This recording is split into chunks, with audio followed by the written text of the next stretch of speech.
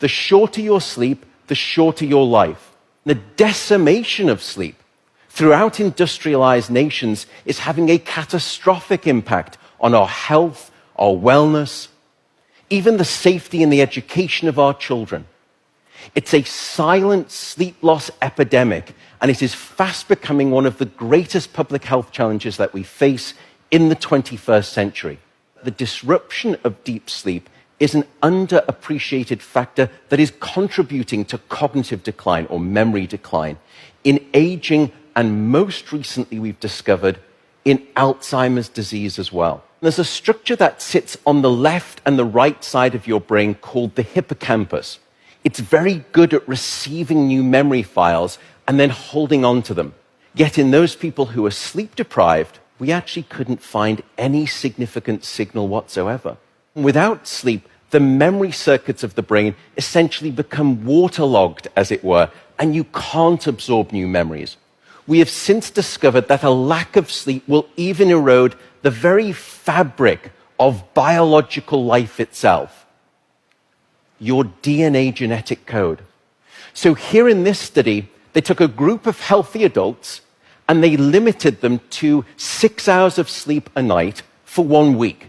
And then they measured the change in their gene activity profile relative to when those same individuals were getting a full 8 hours of sleep a night. And there were two critical findings. First, a sizable and significant 711 genes were distorted in their activity, caused by a lack of sleep. The second result was that about half of those genes were actually increased in their activity, genes associated with the promotion of tumors, genes associated with long-term chronic inflammation, and genes associated with stress, and as a consequence, cardiovascular disease. There is simply no aspect of your wellness that can retreat at the sign of sleep deprivation and get away unscathed.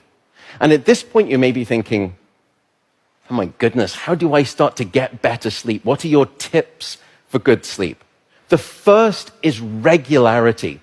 Go to bed at the same time, wake up at the same time, no matter whether it's the weekday or the weekend.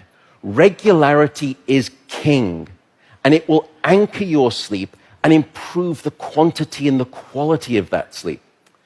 The second is keep it cool.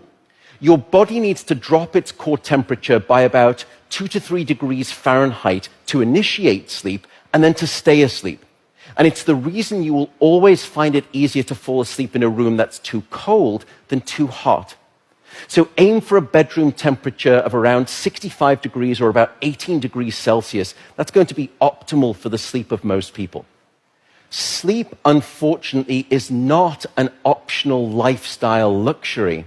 Sleep is a non-negotiable biological necessity. It is your life support system.